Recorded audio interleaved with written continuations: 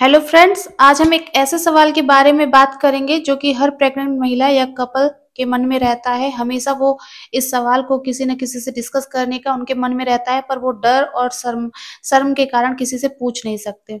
यहाँ तक कि वो अपने डॉक्टर से भी कभी-कभी ये शर्म के भरे सवालों को सोच करके कि डॉक्टर क्या सोचेंगे उनके बारे में, और वो अपने डॉक्टर से भी नहीं पूछते हैं। तो स्वागत है आपका हमारे यूट्यूब चैनल पर। हम आज इसी से रिलेटेड आपका जो डर है उस पे बात करेंगे कि प्रेगनेंसी में संबंध बनाना सेफ है या नहीं, फिजिकल रिलेशन बनाना सेफ है या नहीं।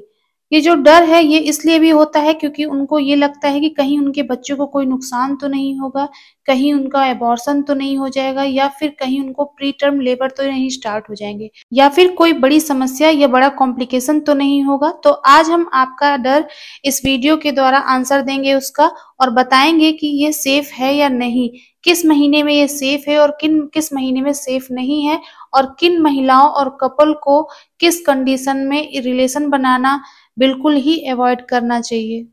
हम सब जानते हैं कि प्रेगनेंसी को 3 भागों में बांटते हैं, first trimester, second trimester, third trimester.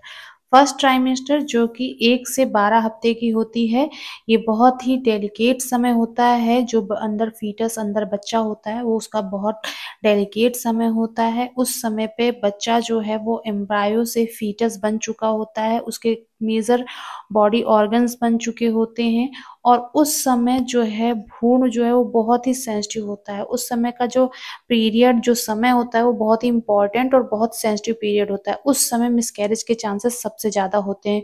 तो इन 3 महीनों में अगर पेशेंट को या प्रेग्नेंट महिला को कोई ब्लीडिंग की समस्या है या फिर कोई भी हेल्थ कॉम्प्लिकेशन है, तो डॉक्टर्स अक्सर अवॉइड करने को बोलते हैं कि उस समय पे वो संबंध ना बनाए। Second trimester 4th, 5th, 6th month को बोलते हैं। ये 13 से 28 हफ्तों की होती है। इस फेज को हनीमून पीरियड भी बहुत लोग बोलते हैं, क्योंकि इस समय में प्रेग्नेंट महिला को वो पहले के 3 महीनों के सिम्टम्स, जो नोजिया, वोमिटिंग, ये सब बहुत हद तक कम हो जाता है। इस टाइम पीरियड में रिलेशन बनाना सबसे सेफ माना जाता है। अगर आपके डॉक्टर ने आपको क्लियरेंस दे दी है, आपको बोल दिया है कि आपको कोई भी वैसे सिम्टम्स नहीं हैं जो कि आपको पहले नुकसान दे सके या आगे फ्यूचर में नुकसान दे, तो आप सेफली उस समय पे रिलेशन बना सकते हैं। थर्ड ट्राइमेस्टर, जिसमें 7वां, 8वां, 9वां महीना आता है, ये 29 to 40 वीक्स की होती है। इसमें बेबी का लंग्स जो है वो पूरी तरह से मैच्योर नहीं हुआ रहता, जिससे उसको सांस लेने में हल्की हल्की प्रॉब्लम होती है। उसका वेट भी बहुत कम रहता है। इसमें अगर डिलीवरी हो गई, प्री टर्म डिलीवरी जिसको बोलते हैं, तो इस समय में प्री टर्म डिलीवरी ना हो, इसलिए डॉक्टर मना करते हैं, क्योंकि उस समय पे स्पर्म में कुछ ऐसे लिटिक एंजाइम निकलते हैं जो कि तोड़ने फोड़ने की क्षमता रखते हैं। तो वो सर्विक्स में जा करके बच्चेदानी के मुंह को कॉन्ट्रैक्ट ना करे, कहीं वहां पे दर्द ना शुरू हो जाए और प्री टर्म डिलीवरी हो जाए। इस रिस्क को रोकने के लिए या उससे बचने के लिए अक्सर डॉक्टर मना करते हैं कि लास्ट के 3 महीने आपको सेफ रखना है, यानी कि सबसे मेन होते हैं 7वां और 8वां महीना, उसमें आपको बचकर रहना है। उसमें आप संबंध जितना कम से कम रखें, यानी बनाए ही ना, तो आपके लिए ज्यादा अच्छा है।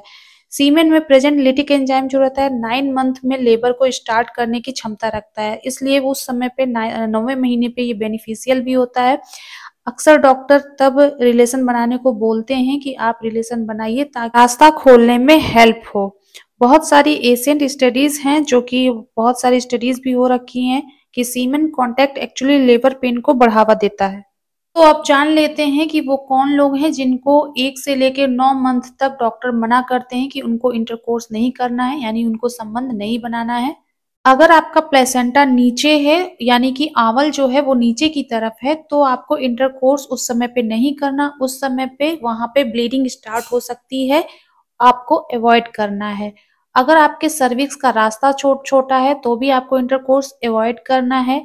या फिर बच्चेदानी के मुंह पे अगर डॉक्टर ने कभी कोई स्टिच लगाया हो, स्टिच क्यों लगाते हैं डॉक्टर? क्योंकि हो सकता हो आपके पहले कुछ मिसकैरेज लगातार हुए हों, वो ब्लीडिंग या लीकिंग की वजह से भी हो सकते हैं, इसलिए डॉक्टर वहां पे स्टिच लगा देते हैं। आपको या आपके पार्टनर को कोई एक्टिव वाइट डिस्चार्ज तो नहीं हो रहा है, तो भी आपको अवॉइड करना है। अगर आपको प्रेगनेंसी के समय पे हल्का हल्का पेन बना रहता है, तो भी आपको नहीं करना है।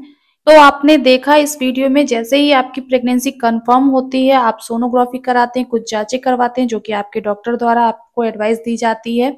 तो आपकी जो प्रेगनेंसी है वो इंट्रायूट्राइन ही होनी चाहिए, एक्टॉपिक नहीं होनी चाहिए, जो कि स्टार्टिंग में ही पता चल जाता है कि कहीं आपकी प्रेगनेंसी एक्टॉपिक तो नहीं है।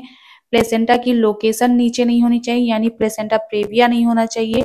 अगर वो जो 1 से 3 महीने के जो सिम्टम्स है वो निकल चुके हों, यानी कि आपको जो बहुत ज्यादा नोजिया, वोमिटिंग या फिर हाई बीपी की रिस्क, या फिर प्लेसेंटा प्रीविया का रिस्क, या फिर आपका बच्चा कमजोर है, ऐसी कोई सिम्टम्स ना हो, प्रेगनेंसी के समय पे कोई स्पॉटिंग, पेन या फिर वाइट डिस्चार्ज जैसा ऐसा कोई इन्फेक्शन ना हो, तो ये सारी बातों को ये ध्यान रखना है और तब आपको बिना अपने डॉक्टर की सलाह के रिलेशन नहीं रखना है। तो एक बार जरूर अपने डॉक्टर से कंसल्ट जरूर करना है ऐसी सिचुएशन पे।